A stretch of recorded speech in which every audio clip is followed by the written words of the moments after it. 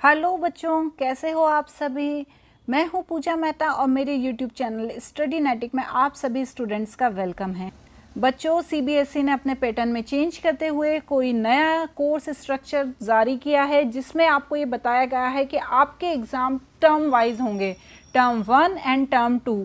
Corona को देखते हुए last time 10th and 12th के एग्ज़ाम नहीं हो पाए थे, जिससे बच्चों का वैल्यूएशन ढंग से नहीं हो पाया था। इसलिए इस बार सीबीएसई ने अपने वैल्यूएशन को प्रॉपर तरीके से करने के लिए नया कोर्स स्ट्रक्चर जारी किया है, जिसमें सिलेबस तो वही रहेगा जो पहले था, लेकिन उसका पैटर्न चेंज होने वाला है। मतलब एग्ज़ाम लेने का जो सीबीएसई का तरीका है वो चेंज होने वाला है। इसमें सीबीएसई टर्म के अकॉर्डिंग एग्ज़ाम लेने वाली है। पहले होगा टर्म 1 जो कि नवंबर और दिसंबर में होगा, और फिर होगा टर्म 2 जो कब होगा, अप्रैल या मई में होगा बच्चों। टर्म 1 जो एग्ज़ाम है वो पूरी तरीके से एमसीक्यू बेस्ड होने वाला है, जिसमें जो थ्योरी क्वेश्चंस आएंगे वो 40 मार्क्स के आएंगे, और जो टाइम लिमिट होगी वो 90 मिनट्स मतलब 1.5 घंटे की वो लिमिट होगी बच्चों। अब यहाँ पर जो पार्ट 1 है उसमें फाइनेंशियल अकाउंटिंग 1 आने वाला है, जिसकी यूनिट 1 में पूरा थ्योरेटिकल फ्रेमवर्क आएगा, मतलब introduction of accounting and theory based accounting आएगा, जो पूरा 12 मार्क्स का होने वाला है बच्चों। इसके बाद इसकी यूनिट 2 है, उसमें अकाउंटिंग प्रोसेस पूछी जाएगी, जिसमें recording of business transaction, bank reconciliation और statement and depreciation, provision and reserve को पूछा जाएगा। ये टोटल 28 मार्क्स का होने वाला है। इस तरह से टोटल 40 मार्क्स का आपका टर्म 1 होने वाला है।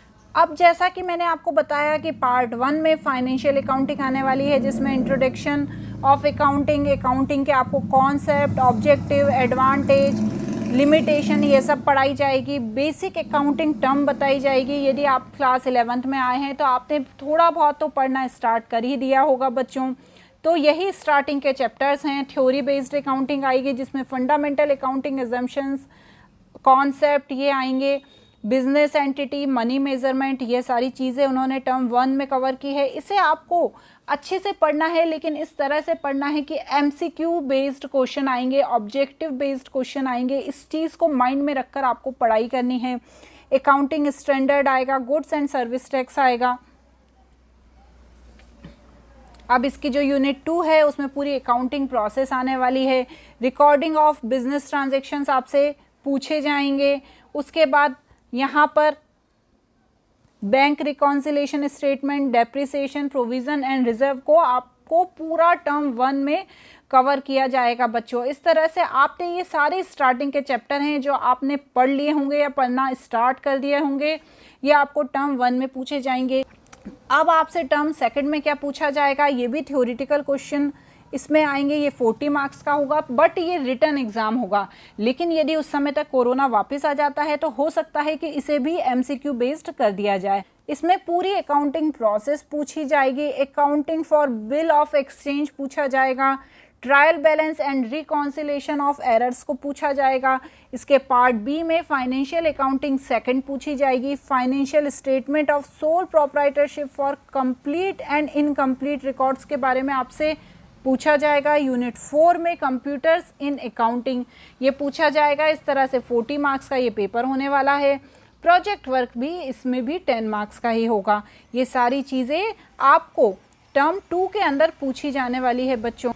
Accounting for bill of exchange, इसका primary note, difference between bill of exchange and promissory note, term of bill of exchange, ये यूनिट 2 के अंदर आने वाले क्वेश्चंस हैं। इसके बाद trial balance and rectification of errors, ये भी इसमें पूछा जाएगा बच्चों। इसके बाद इसका जो पार्ट बी होगा वो फाइनेंशियल अकाउंटिंग 2 होगा, जिसकी unit 3 financial statement of sole proprietorship आपसे पूछा जाने वाला है बच्चों, जिसके अंदर पूरा financial statement, meaning, objective, importance, जितना भी ये टॉपिक दिए हुए हैं ये आपसे टर्म 2 में पूछे जाएंगे बच्चों। यदि कोई कंप्यूटर इन अकाउंटिंग, ये भी इसी में कवर होगा। और उसके बाद इसमें प्रोजेक्ट वर्क पूछा जाएगा। इस तरह टर्म 1 का 10 मार्क्स का और टर्म 2 का 10 मार्क्स का प्रोजेक्ट वर्क इंक्लूड रहेगा बच्चों। इस तरह से सीबीएसई ने अपने पैटर्न में चेंज किया है ताकि चाहे कोरोना आए चाहे कोरोना जाए, इस तरह के पैटर्न से कभी भी आपके वैल्यूएशन में कोई प्रॉब्लम नहीं होगी और बच्चे मेहनत करेंगे, साथ ही साथ अच्छे से अच्छे मार्क्स गेन करने की कोशिश करेंगे। आपको मेरा ये वीडियो कैसा लगा बच्चों, मुझे ज़रूर बताइएगा।